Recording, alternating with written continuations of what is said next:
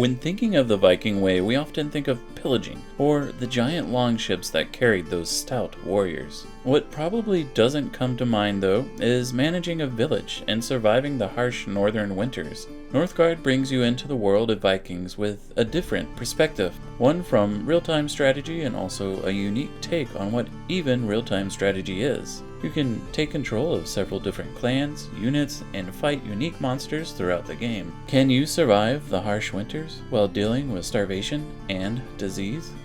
Northgard has a simple premise.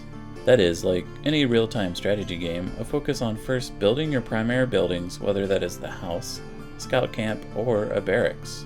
Unlike the modern trend to make RTS games more of a speed-building challenge, this game takes a slower approach to taking down your enemies. It does so by limiting your units to one area till you open up a new map section. You have to build that scout camp first to get those scouts to, of course, scout each section of the map. Did I say scout enough times? To reveal what lays in each territory. Make sure to watch out, as sometimes you can open a section that has a beast or a monster in it that will attack and sometimes kill your scouts. Once the map slowly opens up, you will see each section reveal its own worth with new resources including iron, fish, deer, or even stone to mine, which creates a unique challenge, as sometimes when needing food you may open an area that is focused more on, say, mining over farming. Northgard is a hard game in that it doesn't pull any punches. You will experience the harsh winters that the Norsemen felt. You'll need food, you'll need wood, and eventually you'll need some stone. Of course, you need food to make sure people are fed, as your food limit is unlike any other RTS game in that it accumulates by percentage, instead of how many farmers or hunters you have. I mean, yes, the more hunters, farmers, or fishermen you have, the more food comes in. However, if the food reaches zero, you will be in danger of starvation, which is always a slow killer. Regarding wood, you will need lumberjacks to cut down trees, which results then with being able to build more homes. With each area you open, you are limited to the buildings you can build, which makes it a logistical issue when trying to focus on, say, farming and home building over creating an army, which is just one of the many challenges of this game.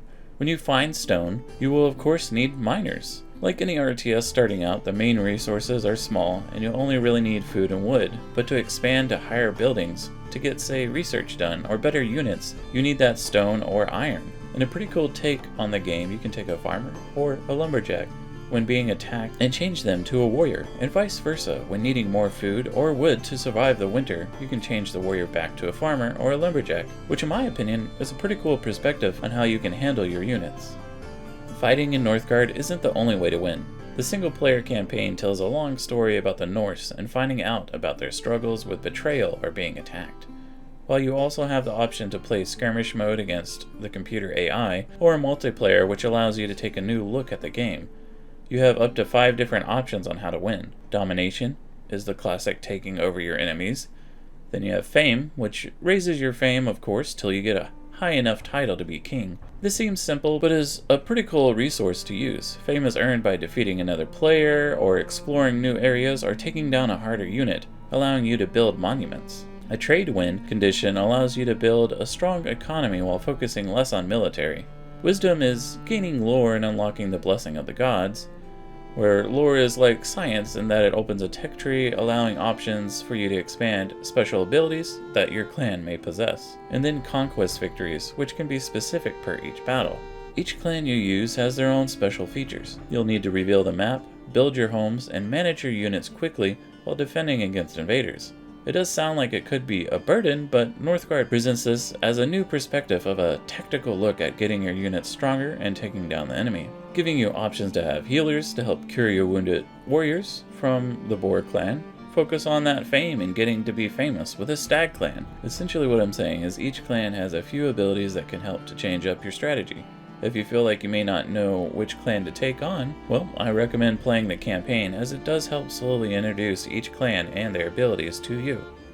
Combine the unit building, constructing your buildings, gathering lore and fame, and then making sure you can defend against incoming attacks makes this game challenging. But Northgard isn't done yet. Nope, we still have to deal with the winter. As they say, winter is coming. While expanding your area and growing your units up, winter hits, and it hits hard. When winter comes, it not only gets harder to see, but your food and wood upkeep cost will go up, causing it harder to retain those resources. Also, if your units end up fighting during this cold time, you'll get an attack penalty. I mean, do we blame them? Can you imagine just clanging your sword around and the reverberation and the chill with it? Whew. Along with the harsh winters, you have special events that can happen like a blizzard, while in the winter making it even more harsh, or a rat plague that destroys your crops. Northgard definitely does not pull any punches. Thus, always wanting to have plenty of food stored in fires at your fireplaces going for your villagers. Sure, this is a lot of information to take in for such a small game with the premise of being a simple RTS. Heck, it even gives you an Age of Empire vibe when you first start playing the game.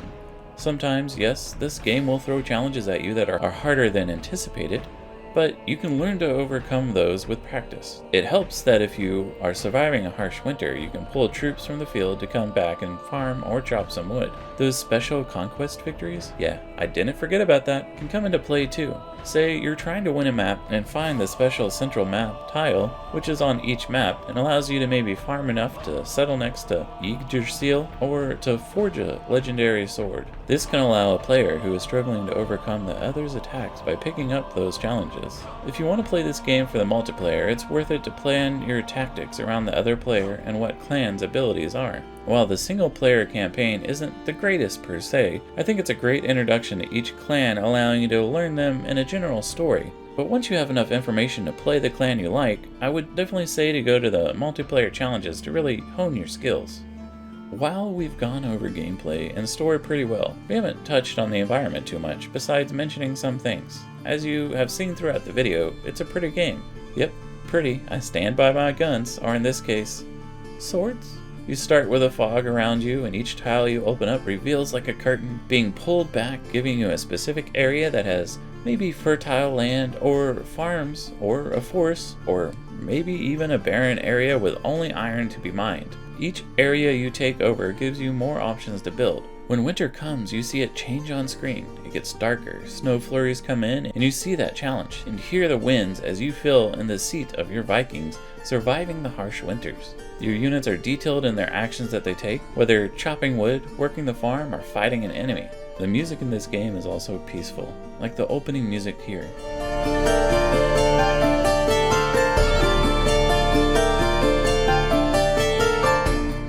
And can be climactic, with drums beating as you can listen here.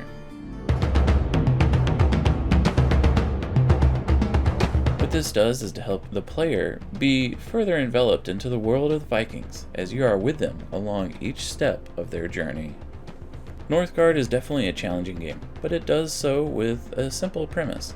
You only need a few resources, wood, food, stone, and iron to survive and grow your units. It really works when it plays out for you managing the villagers while taking on a band of wolves for a new area that you just opened up. Your decisions do matter as your limited resources take a toll. I found the game to be easy to get into with not too high a learning curve. The campaign story can be a bit dull, but if you want to skirmish with others online, you will find a new challenge. Sadly, I can't give a raving review, as there are some minor AI issues when playing the campaign, or a skirmish with a computer AI. AI seems to always be an issue when you can have the option to play a live human. Due to this, I give the game an 8 out of 10. If you're new to the RTS series, or an avid fan of the RTS genre, then I definitely recommend you pick this up to play.